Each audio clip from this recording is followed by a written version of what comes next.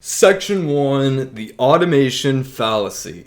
Outsourcing content creation the right way. Now, there's one true equalizer in life for everyone. Of course, everyone has different digits in their bank account, everyone has different genetic abilities, daily habits, and so on. But there's one thing that everyone has the same of.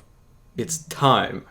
We all have 24 hours in a day, 60 minutes in an hour, 60 seconds in a minute. And eventually, you reach a point where you can't handle any more work yourself, right? You don't have any more time. Maybe you have kids, maybe you have a job, maybe you have another business that you're running. You got so many things going on in your life. Maybe you're already running a bunch of YouTube channels. And the only way to move closer towards automation and scaling more is through outsourcing. However, successfully outsourcing the content production begins quite a while before the outsourcing actually occurs. And what I mean by that is a lot of people think that you can just suddenly decide to put a channel on autopilot and it's going to become a massive success and it's going to be perfectly fine, it's going to run great, but that's just simply not true at all. And there's two main ways to put the channel on autopilot, and you need to do something before either of them will work. And outsourcing and automation will only work because of the core infrastructure that we've laid out in the previous chapters. And what I mean by that is, if you don't choose an evergreen niche, then when you start creating videos, it's not really going to go as planned. Maybe you decide to start a channel on how to climb trees, and then you find out that there aren't any large channels or any viral videos about how to climb trees within the last 3 months.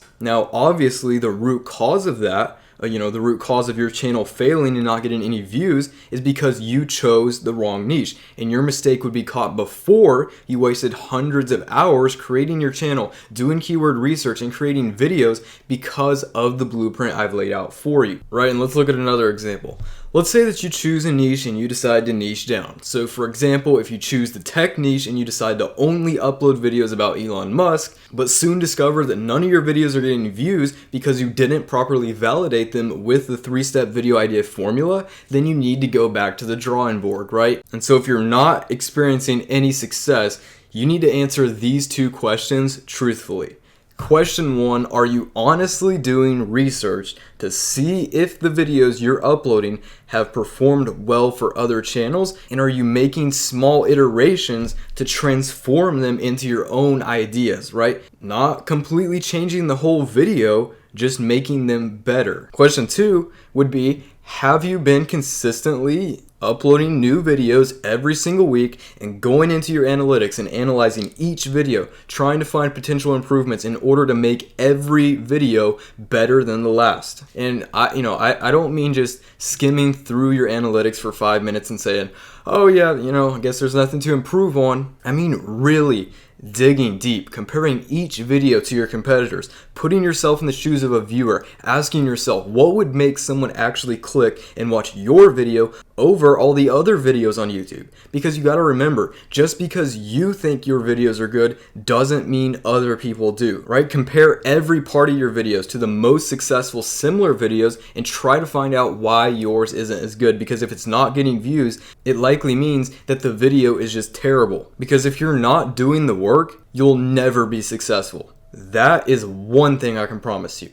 And I've said it 100 times. But you must be consistent. You have to put in the work, and without it, you will fail. And it will be your fault and your fault alone, right? This is no longer the age of it's someone else's fault. Everything is your fault, and it's your job to fix it, right? It's not YouTube's fault. It's not the algorithm's fault. You have to remember, you're accountable for your own life now. And as entrepreneurs, the sooner that we accept that everything is our fault, the more successful we will be. And being successful is hard, right? If it were easy, everyone would do it.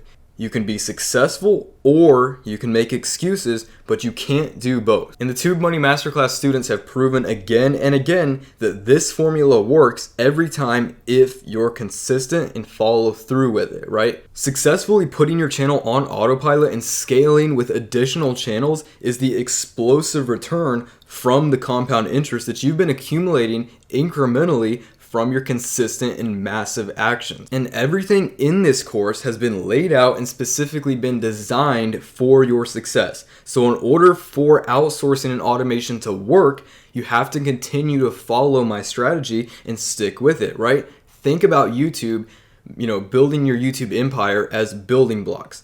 Without each block, the entire structure would fall. And each step is sequential, right? You got to choose your evergreen niche. You got to set up your channel the right way. You got to understand how the algorithm works. You got to create your first video. You got to implement the explosive growth strategies. And the reason I just said all this stuff is because you can only automate this entire process when you complete all of these steps. You have to complete every single step. You can't just jump right into automation. It doesn't work like that. You have to choose the right niche. You have to set up your channel the right way. You have to do every single step that we have talked about in every single video prior to this chapter in order to automate everything. And in order to successfully be able to outsource the content creation and get things moving on autopilot, it's very critical that you make at least one video yourself, right? I see people do it all the time.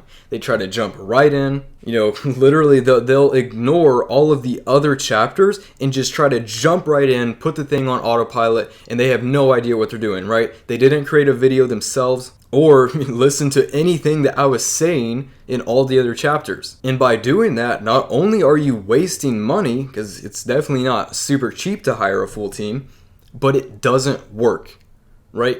Part of growing a channel to the point, having success is making continuous improvements. Nobody's first video is perfect, and it'll be wildly inefficient to constantly be, having to pester your team to try to have them make improvements for you, getting them to change this, change that, do something differently, do this differently. You really need to make a video yourself, right? You could just show somebody a video on another popular channel, but that won't work, right? Unless you really understand what all goes into each step of creating a video the right way with the same tactics that I teach, it's going to be really hard to hire someone else to do it for you. And even if you just listen to what I tell you and you take detailed notes, you should still try to do it yourself, to get your feet wet and to really understand everything. And I'm going to give you fill in the blank hiring templates, but they don't work unless you work, right? You have to do your part, because trust me, it's wildly inefficient to have to, constantly be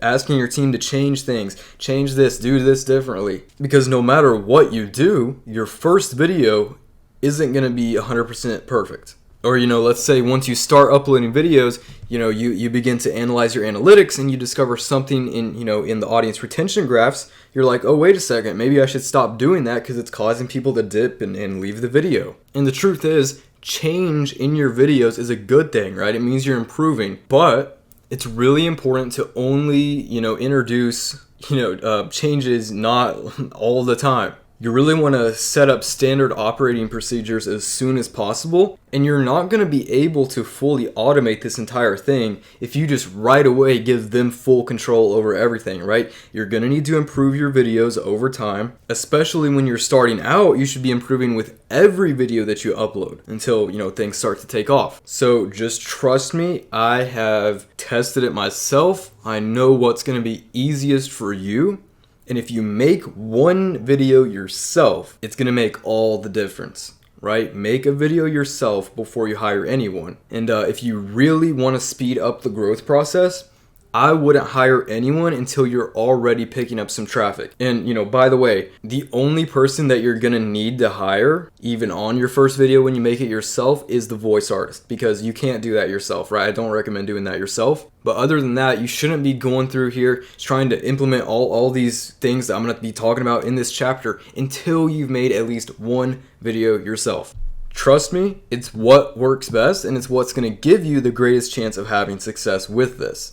And generally, people have their own ways of doing things, but over the years, what I've discovered works best is that you only introduce one major change per week once you've hired people to do stuff for you.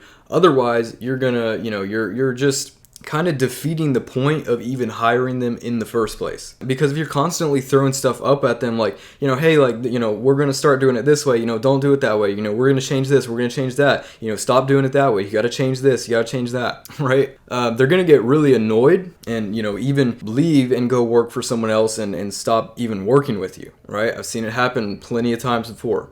So don't overload your contractors with all these different changes. And so let me tell you a little story, to better understand the importance of consistently improving. So way back when I created my second Cash Cow YouTube channel, I had this huge build up, right? I thought it was going to be a huge success. I thought the first video I was going to upload, it was going to be a great one. It was going to go viral because of the success I had already had on the first channel. Right, in the video I made, it was a good idea. I had done everything to optimize the video's success. I tried to make it the best video I could possibly make. I posted it. I was so excited, right? I was waiting for the video to get millions of views, and it got 0 views. Not a single person watched it, right? I was totally devastated.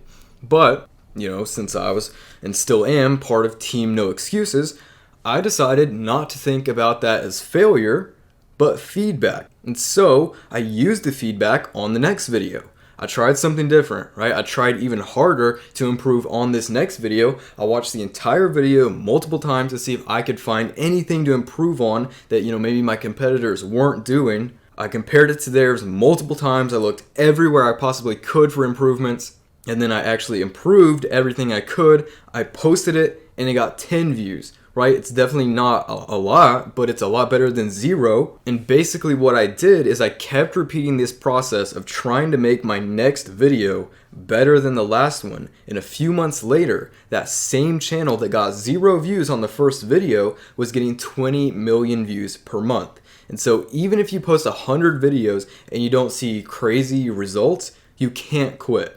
You have to consistently improve, and YouTube is a game of patience. If you're not consistently improving, then you're not going to succeed, right? It's as simple as that. You have to consistently improve, which is, the main reason that I don't recommend hiring people, at least until you've made one video yourself, but preferably until your channel's already making some waves, because then you're more involved in the process yourself. You're not having to bug your contractors with all these changes. You're going to understand what works, what doesn't work, what you need to change, what you need to do differently. And it's just going to be so much easier doing it yourself at first, right? At first, to get things rolling.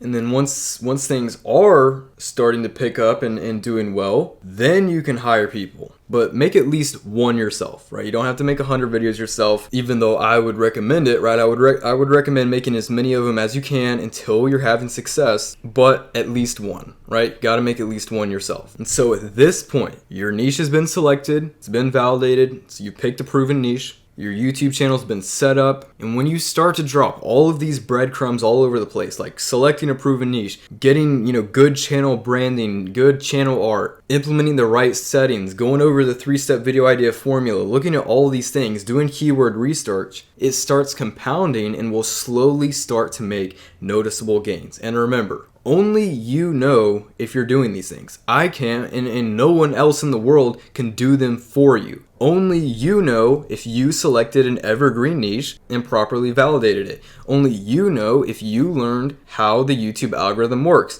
Only you know if you completed the 3-step video idea formula to find proven viral video ideas for your channel. Only you know if you've been consistently uploading and improving with every video that you upload. And if you're not doing all of these things and you haven't had success, then only you know the reason why. So get out there and get started. And I'm not asking you to create 500 videos yourself before you start outsourcing. Just create one yourself. Make one yourself, and I guarantee you, it's gonna make such a huge difference.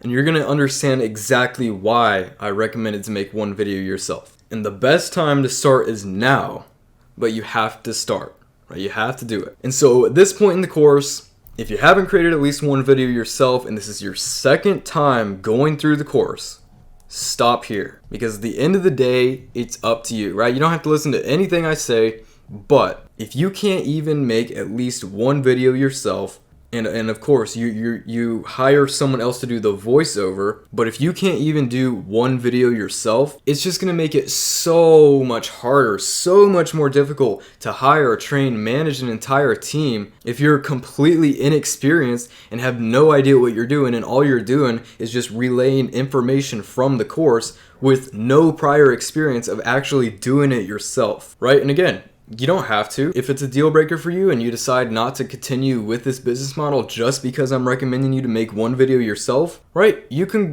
go ahead and do it without making a video yourself. But I just want you to know that I did warn you, and I want you to understand that before you go in, that it's going to be significantly more difficult to have success. So just so you know, I did warn you. So with all that being said, I'll see you guys on the next.